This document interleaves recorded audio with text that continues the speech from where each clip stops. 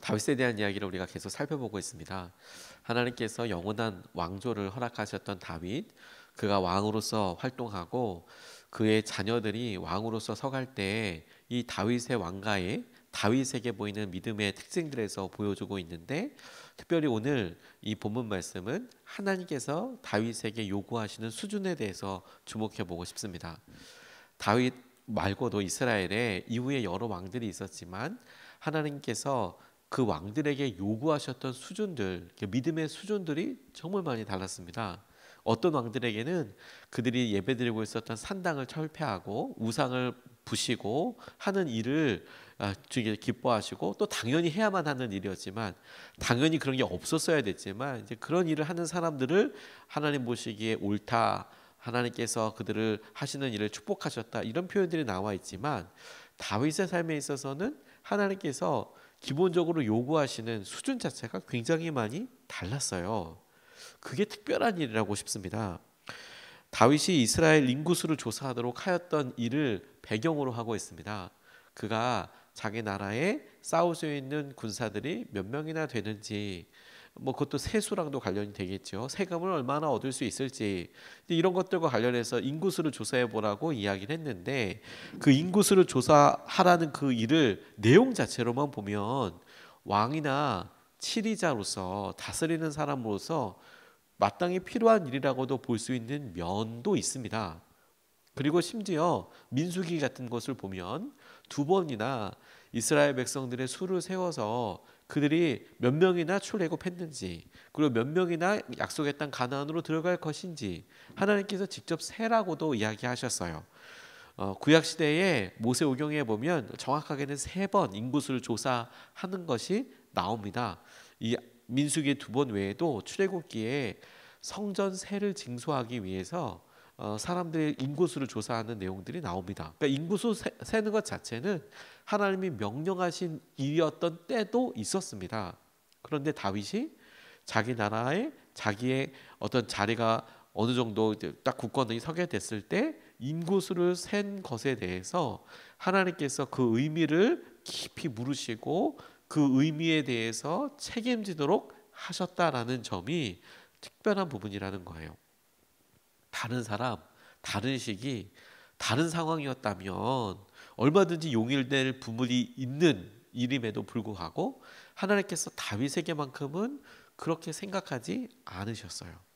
하다못해 그의 숨어있는 동기를, 그가 마음속에 어떤 생각을 어떻게 갖고 있었는지에 대해서 사람들이 봤을 때 말하지 않았으니까 그걸 누가 알아, 그렇게 생각되는 걸 어떻게 알 수 있겠어, 이런 정도의 수준까지도 하나님께서는 다윗에게 물으시고 그게 죄다라고 주목하고 계신다라는 거예요. 하나님이 다윗에게 요구하셨던 수준을 통해 다윗에게 있었던 특별한 믿음, 하나님과의 관계에 대해서 살펴보게 될 때 첫 번째 주목하고 싶은 것이 죄를 깨닫게 되는 것이 은혜다라는 점에 대해서 붙잡고 싶어요. 죄를 깨닫게 되는 것이 은혜다. 우리는 여러분, 우리의 잘못을 깨닫게 되면 우리의 마음이 힘들고 어렵기도 하고, 그리고 위축되는 것 같기도 하고, 자꾸 가책이 느껴지거나 성령의 근심하심이 느껴지면 불편하고 힘들잖아요. 그런데 마음속에 우리가 느껴지는 불편함과 힘듦은 일단 잠깐 내려놓고 잠깐 차지하고, 그것이 의미하는 것 자체를 생각해 보면 우리에게 죄를 자꾸 떠올리게 하신다.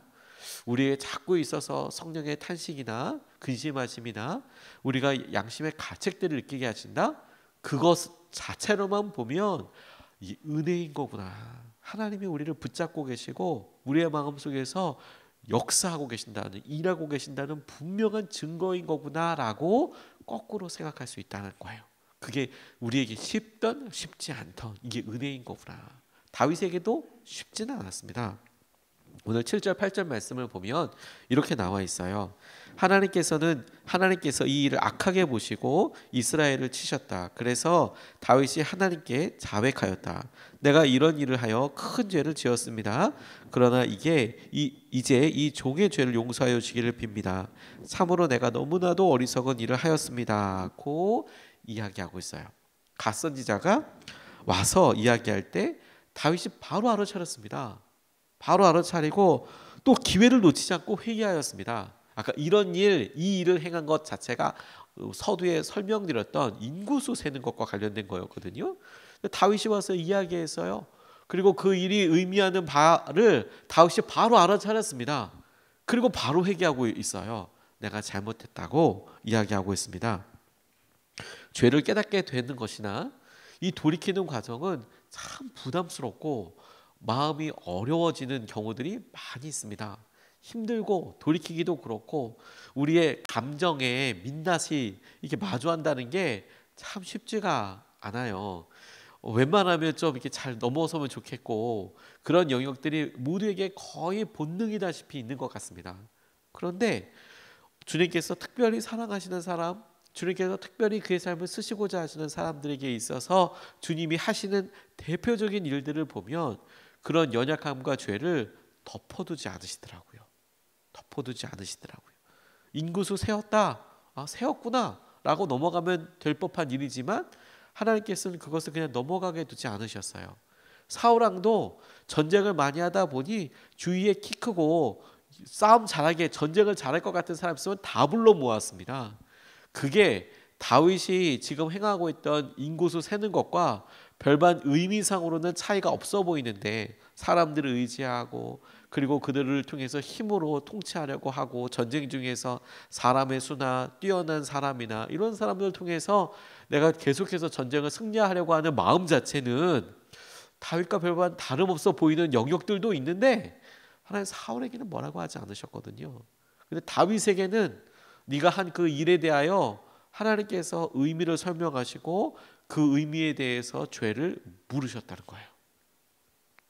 이것이 하나님이 사울보다도 다윗을 사랑하셨던 증거이며 하나님께서 여전히 다윗의 삶의 작은 영역까지도 주목하시고 관심을 갖고 계신다라는 특징이며 그리고 이것이 영원하신 왕의 DNA를 갖고 있는 그런 사람들에게 하나님께서 보이시는 태도더라는 거예요. 그러니 여러분 오늘도 우리가 이것을 다윗에게 하셨던 여러 일들을 보면서 우리의 삶을 그대로 질문하고 적용해 보아야겠다고 싶어요. 나는 요즘 왜 이렇게 약할까? 나는 요즘 왜 이렇게 연약할까? 요즘 어떤 관계를 생각하거나 혹은 결정되고 되어진 일을 통해서 드는 우리의 마음의 감정들을 보면 왜 나는 이렇게 변하지 않았을까? 왜 나는 이런 일로 무너질까? 난 왜 이렇게 자존감이 낮을까? 느껴지는 감정과 상황들로 보면 내 연약함, 내 죄, 내 상황 이런 일들이 자꾸 마주하는 것처럼 보이지만 그런데 마음속에 우리가 느껴지는 것을 다시 하나님의 관점으로 생각해 보면 하나님께서 이 일을 해결하기 원하시구나. 하나님께서 이런 일들도 우리에게는 정결하게 되기를 원하시는구나. 하나님께서 우리에게 이만큼 원하시고 이만큼 하나님께서 하신 은혜와 상황들을 보게 하고 알게 해주시는구나.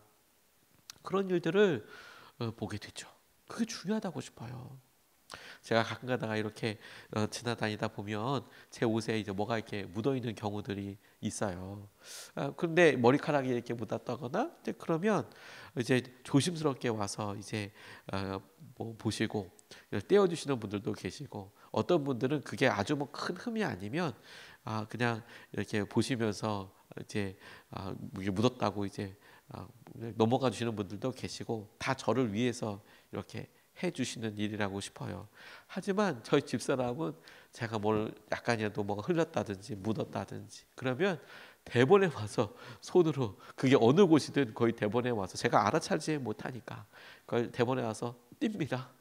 뭐라고 얘기하지도 않아요. 일단 띄죠. 제가 모르니까 띄고 혹은 다른 곳들도 뭐 있는지 확인하고 털기도 하고 그리고 잠깐 옷을 벗어보라고도 이야기하고 저희 집사람이 제 몸이나 제 삶에서 드러나는 어떤 조금이라도 흠이 될 만한 일들이 있으면 그냥 뭐 덥죽 와서 그거부터 처리를 하기 시작하죠. 그게 마음의 관계이죠. 다들 저를 아껴주시고 또 뭐 생각해 주시지만 그런데 제 삶에 실제로 손이 닿고 관심을 갖고 그리고 손을 뻗어서 고칠 수 있고 하는 것들은 친밀감의 분명한 한계들이 있더라고요. 하나님 우리 마음에 조그마한 터럭 하나도 우리의 마음에 우리가 생각하기에 마주하기도 힘들고 어려운 일들에 대하여 하나님은 주목하시고 그 일을 해결하기 원하세요. 그게 죄라는 거예요. 죄. 그리고 그 죄를 깨닫게 되는 것이야말로 우리에게 있어서 큰 은혜이고 하나님을 오히려 거꾸로 붙잡을 수 있는 통로가 된다는 사실을 다윗을 통해서 우리가 의지하면 좋겠습니다. 두 번째로 주목하고 싶은 것은 그래도 주님의 손길에 의지한다라는 거예요. 다윗에 있어서 다윗의 특징입니다. 죄가 하나님께서 끊임없이 다윗에게는 너 이거 잘못이야, 죄야 라고 드러내는 것도 특별한데, 그런데 다윗이 이 일로 인하여서 결정을 해야 할 때 다윗이 내린 결정의 우선순위, 가치평가의 기준을 보면 또 영원하신 왕 하나님께서 다윗을 사랑할 수밖에 없는 이유가 나와요. 그가 벌을 받아야 되고 책임을 져야 될 때 주목하고 있는 것이 무엇이냐면 주님의 은혜의 손길입니다. 11절에서 13절까지 말씀을 보면 이렇게 증거하고 있습니다. 다시 다윗에게 가서 말하였다. 주님께서 말씀하십니다. 너는 선택하여라. 3년 동안 기근이 들게 할 것인지 원수의 칼을 피하여 석 달 동안 쫓겨다닐 것인지 아니면 주님의 칼 곧 전염병이 사흘 동안 이 땅에 퍼지게 하여 주님의 천사가 이스라엘 온 지역을 멸하게 할 것인지를 선택하여라. 이제 임금님께서는 나를 임금님께 보내신 분에게 내가 무엇이라고 보고하면 좋을지 결정하여 주십시오. 그러자 다윗이 갓에게 대답하였다. 괴롭기 그지없습니다. 그래도 주님은 자비가 많은 분이시니 차라리 내가 그의 손에 벌을 받겠습니다. 사람의 손에 벌을 받고 싶지는 않습니다 하고 이야기합니다. 그의 대답에서 특별한 그의 삶의 기준 한 가지를 살펴볼 수 있겠다고 싶었어요. 다윗에게 세 가지 중에서 선택하라라고 이야기할 때 이 3년 기근은 실상 다윗과는 거의 상관이 없는 일이었습니다. 다윗은 왕이었지 않습니까? 기근이 들었으면 누가 제일 힘들까요? 세금 내는 백성들이 제일 힘들죠. 왕은 별로 힘들지 않습니다. 왕은 왕궁에서 어렵고 힘들다고 이야기하지만 굶지는 않을 거예요. 최소한. 뭐 왕이 굶을 만큼 기근이 있다? 그러면 아마 이스라엘 백성들 중에 대부분은 아사 굶어 죽기 거의 일부 많이 굶어 죽거나 그만큼 어려운 일이 있을 겁니다. 사실 다윗과는 기근이 별로 그렇게 상관이 없어요. 두 번째로 적에게 쫓긴다? 원수들의 칼을 피하여 3달 동안 쫓겨다닌다? 이 일도 가만히 생각해 보면 다윗과 직접적으로 관계가 있기가 쉽지가 않습니다. 실제로 압살롬이 전쟁을 일으켰을 때 다윗과 전쟁이 직접 일어나지 않습니다. 그의 주위에 있는 측근들, 그를 보호하려고 하고 그를 지키려고 하는 사람들과의 전쟁이 일어나는 것이지 다윗이 직접 전쟁터에 나가거나 그러지 않더라고요. 그가 왕이었기 때문에. 그 일로 인하여서 죽어나가는 사람들, 어려움 당하는 사람들, 주위에 있는 사람들의 경우들이 많이 있죠. 그런데 마지막으로 전염병을 선택하면 이 전염병에 있어서 우리가 최근에 코로나로 인해서 팬데믹을 경험하지 않았습니까? 그래서 고위 각국의 어떤 대통령과 같은 정상들도 코로나 걸려서 당시에 트럼프 전 대통령도 코로나 걸리고 그런 일을 우리가 보지 않았습니까? 조심할 수는 있지만 격리될 수는 있겠다고 하지만 이건 다윗도 얼마든지 견딜 수 있고 일단 전염병이 걸리면 그도 빼박으로 사투를 자기의 육신과 몸에 있어서 사투를 벌여야만 하는 개인적인 일이 될 수밖에 없겠죠. 아마도 그가 무언가 직접적으로 걸어야 한다면 책임져야 한다면 이런 전염병이 가장 몸에 와서 닿은 것일 수도 있겠습니다. 하지만 그가 그런 일을 선택할 때 그 선택의 기준이 내가 책임져 이런 수준 정도가 아니라 내가 다윗이 주목하였던 것은 뭐냐면 하나님은 자비하신 하나님이라는 거예요. 하나님은 자비하신 하나님. 자비하신 주님의 손길에 의지한다라고 고백하고 있는 내용이에요. 그러니까 무엇이든지 다윗이 지금 갖고 있는 기준의 핵심이 뭐였냐면 사람에게 쫓기는 것보다 하나님의 은혜가 더 커. 하나님께서 하시는 것들이 더 커. 우리가 만약에 똑같은 이 세 가지 질문을 받았다면 우리가 처해져 있는 환경과 혹은 우리가 자라왔던 과정 순서들, 우리가 가져왔던 배경 때문에 우리는 다른 결정을 할 수도 있습니다. 나는 3년 기근이 날 것 같아. 나는 이게 날 것 같아.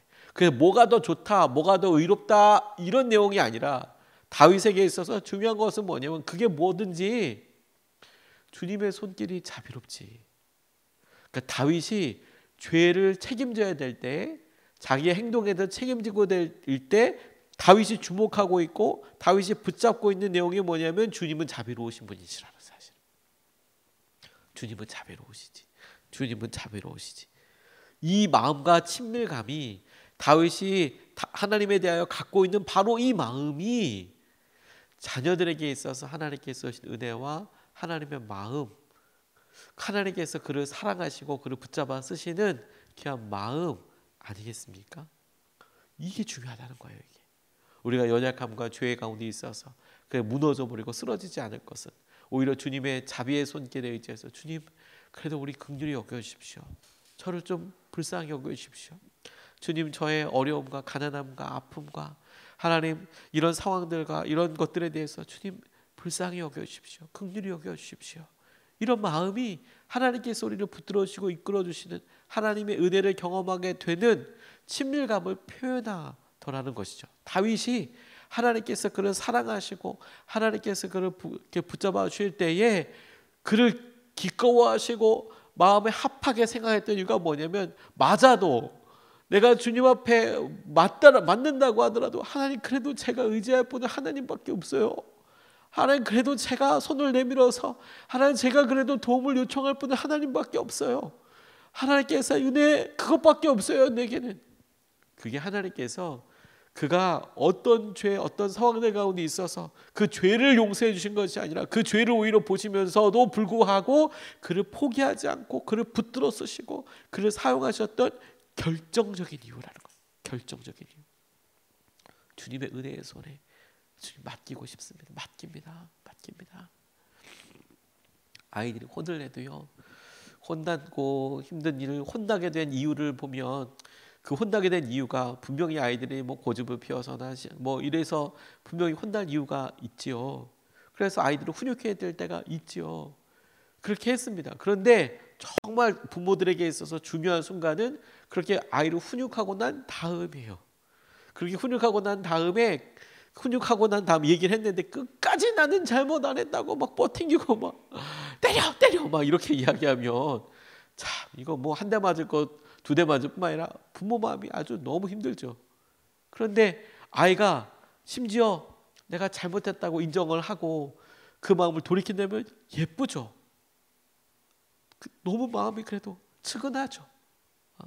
그리고 그일로 인해서 혹시라도 혼났다고 하더라도 그렇게 엄마 아빠의 눈치나 상황을 보다가 손을 내밀어서 엄마 아빠한테 안긴다면 더할 나위 없이 고맙죠. 사실 고맙죠.